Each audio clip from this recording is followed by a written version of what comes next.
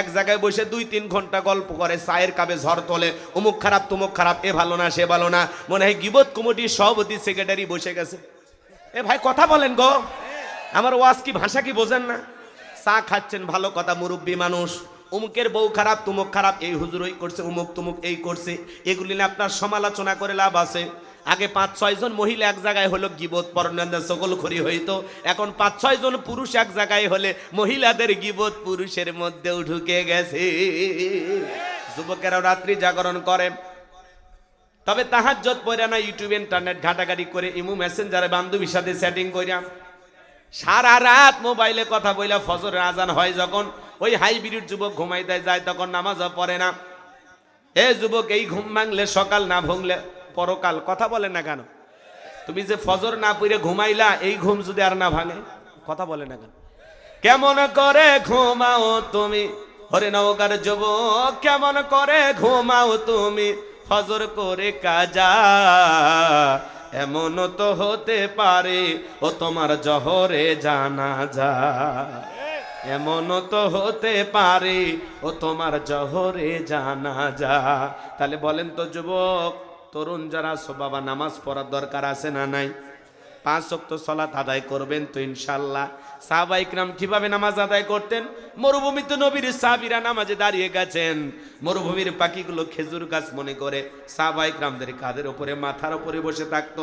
নবীজির সাহাবীরা সালাতে এত মনোযোগ, কাঁধে পাখি পড়ে থাকে, তারপরেও তারা টের পাইতো না। বলুন সুবহানাল্লাহ। আর আপনি আমি যদি মশা পড়ে, এই হাতে এই জায়গায় নিয়ে জায়গায় মশা মারে, তারপরে সুরে ধরে।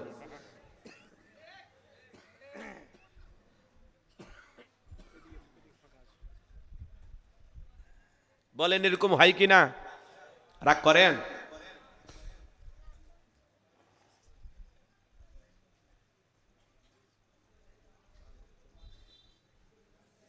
আমার ভাইয়েরা, দিল দিয়া কথাগুলো বোঝার চেষ্টা করবেন। নামাজের ভিতরে মনোযোগ থাকা লাগবে বাজান। হযরতে তালহা রাদিয়াল্লাহু তাআলা সালাত আদায় করতেছিলেন, ছেলেটা খেলা করতেছিল, জঙ্গল থেকে সাপ এসে সন্তানটাকে পেঁচিয়ে ধরলেন, স্ত্রী মানুষজনকে ডাকলেন, ছেলেটাকে বিপদ মুক্ত করলেন। হযরতে তালহা নামাজ শেষে জিজ্ঞাসা করে, বিবি রে, বাড়িতে এত মানুষজন, ব্যাপারটা বুঝতে পারলাম না। ডেকে বলে, স্বামী, আপনি যখন নামাজের মধ্যে দাঁড়িয়ে গেছেন, জঙ্গল থেকে সাপ এসে সন্তানটাকে পেঁচিয়ে ধরেছে, আমি মানুষজনকে ডাকলাম, ছেলেটাকে বিপদ মুক্ত করলাম, এত ঘটনা আপনার চোখের সামনে ঘটে গেল, ও স্বামী আপনি কি কিছুই বলতে পারেন না? হযরতে তালহা ডেকে বলেন, বিবি রে, নামাজের মধ্যে মন যদি এদিক সেদিক চলে যায়, তাহলে নামাজ তো আর নামাজ থাকে না। বলুন সুবহানাল্লাহ। আর আপনি আমি নামাজ পড়ি নওগাঁ, মন চলে যায় রনবাগা, কথা কন না কে? নামাজ পড়ে পরশা, মন চলে যায় চাপাই নবাবগঞ্জ, কথা বলেন ঠিক কে না? নামাজ পড়ে বগুড়া, মন চলে যায় মাগুরা, কথা কন? নামাজের মধ্যে দাঁড়ায় মন খালি ছটপট করে, দুনিয়াবি নানান কথা নামাজের মধ্যে মনে হয়, মাঝে মাঝে দুনিয়াবি এত কথা নামাজের মধ্যে মনে হয়, নামাজ 2 রাকাত না 3 রাকাত মনে থাকে না। মাঝে মাঝে নামাজের ভিতরে দুনিয়াবি এত কথা, এত চিন্তা ভাবনা নামাজের মধ্যে এসে ভর করে, সিজদা 2টা দিলাম না 1টা দিলাম, নামাজের ভিতরে ব্রেক করে চিন্তা করা লাগে। এই হলো আমাদের নামাজ। আর সাহাবীরা 2 রাকাত নামাজ পড়েছেন, সারা রাত কাটিয়ে দিয়েছেন, ঘন্টার পর ঘন্টায় তারা সিজদায় লুটিয়েছিলেন। আর আপনি আমি 2 মিনিটে 2 রাকাত, 4 মিনিটে 4 রাকাত। যখন রমজান মাস আসে, প্রত্যেকটা মসজিদে মনে হয় তারাবির প্রতিযোগিতা শুরু হয়ে যায়, কথা কম? 20 মিনিটেই 20 রাকাত শেষ, আছে না নাই? এই 4G 5G গতির নামাজ হবে না, খালি আলহামদু বোঝা যায়, দল্লেন বোঝা যায়, মাঝখানে কি ভূমিকম্প হয়েছে হুজুর নিজেও জানে না।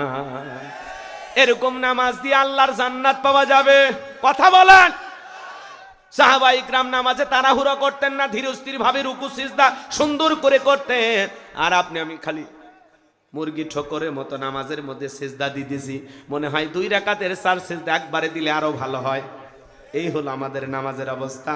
এরকম নামাজ দিয়ে জান্নাত পাওয়া যাবে না। এজন্য নামাজের প্রতি মনোযোগ থাকার দরকার আছে না নাই? এক চাচা মিয়া এত তাড়াহুড়া করে ওযু করছে, বাজাং এক ঠ্যাং না ধুয়ে মসজিদে ঢুকছে, ফাইসালা মসজিদ পিছলা খায়া চাচা একদিক লঙ্গি একদিক, তাও বলে আল্লাহু আকবার। মানুষ বলে চাচা আগে লঙ্গি ঠিক করেন, আগে জামাত ধরি, আছে না নাই?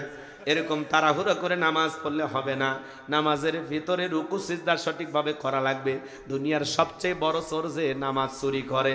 সাহাবায়ে কেরাম বলেন, হুজুর নামাজ আবার কিভাবে চুরি করে? বিশ্ব নবী বললেন যে সঠিকভাবে রুকু সিজদা করে না। কথা বলেন। নামাজ পড়তে গেছেন, সময় নিয়ে যান, 4 রাকাত তারাবি পড়ে পড়ে বিশ্রাম করেন। তারাবি মানে তাড়াহুড়ো না, বিশ্রাম করেন, বাইরে ঘোরাফেরা করেন, দোয়া তাসবিহ পড়েন, কিছু খান, জুস খান, পানি খান, দম নেন। 4 রাকাত পড়ছেন না, দম নেন। আর আপনি মনে হয় নামাজ কন্টাক্ট নেছে, মানে শেষ করতে পারলে বেঁচে যায়। 8 রাকাত পরে হাত পাও ছাড়িয়ে দেয়। ওই বলে মুসলমান, জান্নাত ঢুকে কোন দরজা দে রে? তোর মতো অলস জান্নাতে যাবে? এই কথা কন নাকি আপনার? 8 রাকাত পরে মসজিদত কি হাত পাও ছাড়িয়ে দিছে? আর যদি খতম তারাবি হয়, সেনা মুসল্লি চুপচাপ বসে থাকে। হুজুর তো পড়তেছেন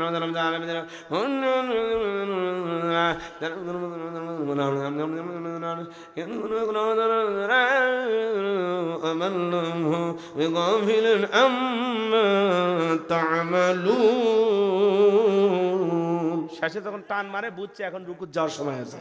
মানে নামাজ পড়ে পড়ে সেনা হয়ে গেছে। কথা কোন ঠিক? এইবারও দাঁড়ায় গেছে। তাহলে এর খতম তারাবি পড়ার দরকার আছে? বলেন, এই মুসল্লির খতম তারাবি পড়া দরকার আছে?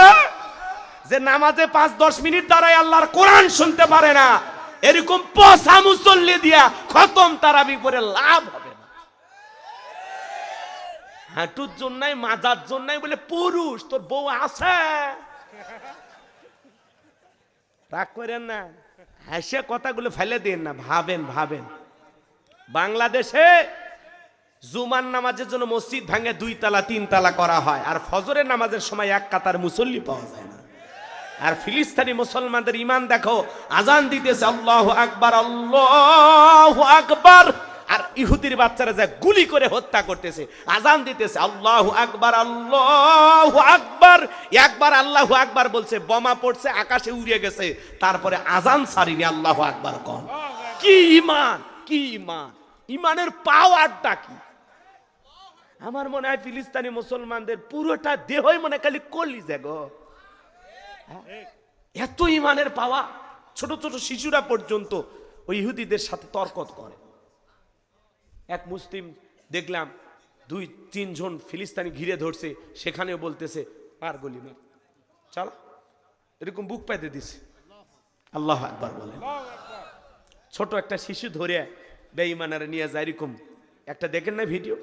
দেখছেন না আপনারা? দেখছেন সোশ্যাল মিডিয়ায় দেখছেন? ছোট্ট একটা শিশু নিয়ে যায়, এরকম খালি ফালাইতেছে ফালাইতেছে ফালাইতেছে ফালাইতেছে। ওই জায়গায় আপনার শিশুটাকে দাঁড় করায় দেন, একবার চিন্তা করেন যে আমার ভাইয়েরা কত কষ্টে আছে। কথা বলেন ঠিক? এগুলো দেখলে বিশ্বাস করেন চোখের পানি ধরে রাখতে পারেন, হৃদয়ে রক্তক্ষরণ হয়। আমার ভাইয়েরা এইভাবে কষ্ট আর নির্যাতনে আছে, আর পৃথিবীর বড় বড় শাসকেরা চুপচাপ বসে আছে। এরা হলো পৃথিবীর সবচাইতে গাদ্দার, মুনাফিক, বেঈমান। কথা বলেন ঠিক না? জালেমেরা একতাবদ্ধ হতে পারে, আর আমরা মুসলমান ঐক্যবদ্ধ হতে পারি না। স্লোগান দেই, হ্যাঁ, সারা বিশ্বের মুসলিম এক হও, এক হও, আর এক এক দল এক একটা ব্যানার নিয়ে আমরা মিছিল করি। কেন সবাই মিলে এক ব্যানারে দাঁড়াইতে পারি না? এই কথা কন না কেন? মুসলিমদের ইস্যুতে সব দল এক জায়গায়। আলহামদুলিল্লাহ, আজকে আমরা বগুড়া 7 মাথায় মিছিল করলাম, সব দলের লোকে এক জায়গায়। আলহামদুলিল্লাহ। যদিও বিভিন্ন ব্যানার নিয়ে আসছে, কিন্তু আমরা সবাই আইসা বিভিন্ন দলের লোকেরা আমরা এক জায়গায় দাঁড়িয়ে আমরা ফিলিস্তিনির মুসলিম ভাইদের পাশে দাঁড়িয়ে প্রতিবাদ জানাইলাম। আমার ভাইয়েরা, কষ্ট হচ্ছে আপনাদের? বিরক্ত হইতেছেন? শুধু মসজিদগুলো সুন্দর করলেই হবে না, মসজিদে যারা নামাজ আদায় করবে তাদের অন্তরটাও সুন্দর হওয়ার দরকার আছে না? না, তাহলে বিনয়ের সহিত, আল্লাযীনা হুম ফি সলাতিহিম খাশিউন, যারা নিজেদের সালাত বিনয়ের সহিত, নম্রতার সহিত আল্লাহর ভয় নিয়ে আদায় করে, যদি সঠিকভাবে নামাজ পড়েন কি হবে? ফালিয়াবুদু রাব্ব হাযাল বাইত আল্লাযী আত'আমাহুম মিন জু ওয়া আমানাহুম মিন খাউফ। আল্লাহ বলেন, আমি, এদিক খেয়াল করেন, তোমরা এই ঘরের মালিকের ইবাদত করো। ইবাদত যদি ইবাদতের মতো করতে পারো, নামাজ যদি নামাজের মতো আদায় করতে পারো, আমি আল্লাহ 2টা জিনিস দেব। কয়টা জিনিস? 1 নাম্বার, তোমার কোনো রিজেকের টেনশন করা লাগবে না, আমি আল্লাহ তোমাদের জন্য রিজেকের ব্যবস্থা করে দেব। বলেন সুবহানাল্লাহ। আর 2 নাম্বার, সকল ভয় থেকে আমি আল্লাহ নিরাপত্তা দেব, বলুন সুবহানাল্লাহ। তাহলে নামাজের মতো কারা কারা আদায় করবেন হাত তুলে দেখেন।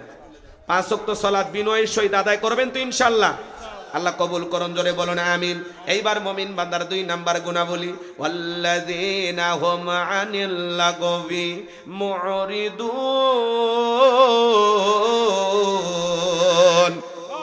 মুমিন বান্দার 2 নাম্বার গুণাবলী, অনার্থক কথাবার্তা বলা যাবে না, আজে বাজে কথা বলা যাবে না। বসে 2-3 ঘন্টা গল্প করে, চায়ের কাপে ঝড় তোলে, অমুক খারাপ তুমুক খারাপ, এ ভালো না সে ভালো না, মনে হয় গীবত কমিটির সভাপতি সেক্রেটারি বসে গেছে। এ ভাই কথা বলেন গো, আমার ওয়াজ কি ভাষা কি বোঝেন না? চা খাচ্ছেন, ভালো কথা, মুরব্বী মানুষ, অমুকের বউ খারাপ তুমুক খারাপ, এই হুজুর ওই করছে, অমুক তুমুক এই করছে, এগুলি না আপনার সমালোচনা করে লাভ আছে? আগে 5-6 জন মহিলা এক জায়গায় হলো গীবত পরনিন্দা সকলখড়ি হইতো, এখন 5-6 জন পুরুষ এক জায়গায় হলে মহিলাদের গীবত পুরুষের মধ্যেও ঢুকে গেছে। সে সমালোচনা করে লাভ আছে? নিজের আত্মসমালোচনা করেন, নিজের জীবনের ত্রুটি তালাশ করেন। আমার জীবন তোই ভুলে ভরা, আমি তো আমার টেনশনে ঘুমাইতে পারি না, আমি যে অন্যায় করেছি পাপ করেছি, নিজের গুনাহের টেনশনে আমার 2 চোখে ঘুম আসে না। আমি মানুষকে নিয়ে ভাববো কখন? মানুষকে ভাবার সময় নাই। মনে রাখবেন বাজান গো আমার, আপনি চায়ের কাপে বসে যত সমালোচনা করেছেন, যত গীবত করতেছেন, আপনার জবানের প্রত্যেকটা কথা রেকর্ড করা হচ্ছে। মা ইয়ালফিজু মিন কাউলিন ইল্লা লাদাইহি রাকিবুন আতীদ। বান্দা এমন কোনো কথা বলে না যে কথা রেকর্ড করার জন্য আমার ফেরেশতারা নাই। আপনার জবানের প্রত্যেকটা কথা রেকর্ড করা হচ্ছে। আপনি জবান দিয়ে যা বলবেন 50-60 বছর, আপনার জবানের প্রত্যেকটা কথার হিসাব আল্লাহর কাছে দিতে হবে, আপনি দিতে বাধ্য। কুল্লু নাফসিন বিমা কাসাবাত রহিনা, সূরা মুদ্দাসির আয়াত নাম্বার 38। আল্লাহ কি বলেন? প্রত্যেকটা ব্যক্তি তার নিজ কৃতকর্মের কাছে আবদ্ধ। আপনার জীবনের প্রত্যেকটা কৃতকর্মের হিসাব আপনাকেই দিতে হবে। আপনার জীবনের কৃতকর্মের কাছে আপনি দায়বদ্ধ। আপনার কৃতকর্মের হিসাব আপনার স্ত্রী সন্তান কেউ দেবে না, আপনার কর্মের হিসাব আপনাকেই দিতে হবে। রেডি থাকেন। চায়ের কাপে বসে ঝড় তুলতেছে, হ্যাঁ? মানুষের গীবত করে কি লাভ? মানুষকে সমালোচনা করে কি লাভ? যারা সমালোচনা করে এরা নিচু মনের মানুষ। কাউকে নিয়ে সমালোচনা করবেন না। আলেমদের বিরুদ্ধে, ইসলামের বিরুদ্ধে কোন ধরনের সমালোচনা করবেন না, চুপচাপ থাকেন। চুপ। এই মুরব্বী চাচা চা খাচ্ছেন, খান, বেড়া, চুপ চুপ চুপ চুপ। মাংসমাতা না যা, চুপ থাকলেও নাজাত পাবেন। চুপ। চা খাচ্ছেন, খান, চুপ। কথা বলেন কেন? আর বললে ভালোটা বলবেন। বলা যাবে কি? বলা যাবে ভালোটা বলা যাবে। যেই কথা বললে সওয়াব পাওয়া যাবে, যে কথা বললে মুমিনদের কল্যাণে আসবে। সুবহানাল্লাহ কোন? রাগ করতেছেন নাকি? ভাইয়ের আমার, দিল দিয়ে কথাগুলো বোঝার চেষ্টা করবেন, গভীর মনোযোগ দিয়ে কথা বলা বোঝার চেষ্টা করবেন। তাহলে মুমিন বান্দার 2 নাম্বার গুণাবলী, মুমিন বান্দা জবান দিয়ে সে কথা বলবে যে কথা বললে সব হয়। গীবত পরনিন্দা চকলখড়ি আজে বাজে কথা বলা থেকে বিরত থাকা লাগবে। আর যারা গীবত করবে, ওয়াকুন্না নাখুদু মাল খাইদিন, তারা যাবে সাকর নামক জাহান্নামে। কোন জায়গায়? যারা সমালোচনাকারী, যারা সমালোচনা করে ব্যস্ত সময় পার করে, মানে কোনো কাজ নাই, কাজই হলো মানুষের সমালোচনা করা। ওর জন্মই হয়েছে মানুষকে কাটি দেওয়ার জন্য। কাটি দেওয়া বোঝেন চাচা, হুজুর কি বোঝেন? মানে সারাদিন নিজের খায়া কার আটা কই লাগাবে, খালি পেঁয়াজ লাগায়, পেঁয়াজ লাগায়। কথা কি বুঝতে পারতেছেন? খবর আছে, খবর আছে, ভালো হয়ে যায়। এত পেঁচু কে আপনি? এত পেঁয়াজ লাগান কে? সোজা বুঝতে পারেন না? আল্লাহ হেদায়েত দান করুক, জোরে বলুন আমিন। মুমিন বান্দার 2 নাম্বার গুণাবলী, মুমিন বান্দার টাকা পয়সা হয়ে গেলে সমাজে ভালো কাজ চালু করবে, অন্যায় কাজ করা যাবে না। মুমিনের টাকা হলে মুমিন সিনেমা হল বানাবে না, যাত্রা গানের আয়োজন করবে না, গানের কনসার্ট দেবে না, মদের বার দেবে না, নাইট ক্লাব দেবে না। মুমিনের টাকা হলে মুমিন মসজিদ বানাবে, মাদ্রাসা বানাবে, ঈদগাহ মাঠ বানাবে, কবরস্থান বানাবে, তাফসীরুল কোরআন মাহফিলের আয়োজন করবে, গানের কনসার্ট দেবে না, মমতাজ আসিফের গান তারা বাজাবে না। তা করে এই যে কোরআনের মাহফিল যুবকেরা দিয়েছে, খুশি না বেজার আপনারা? ওরা চাইলে এরকম বক্স নিয়ে এসে ডিজে বাড়ি দিতে পারতো না, নাচানাচির একটা উৎসব করতে পারতো না? এই যুবকেরা ধন্য, এদের মা বাবা ধন্য, এলাকাবাসী ধন্য। কথা বলেন ঠিক কিনা?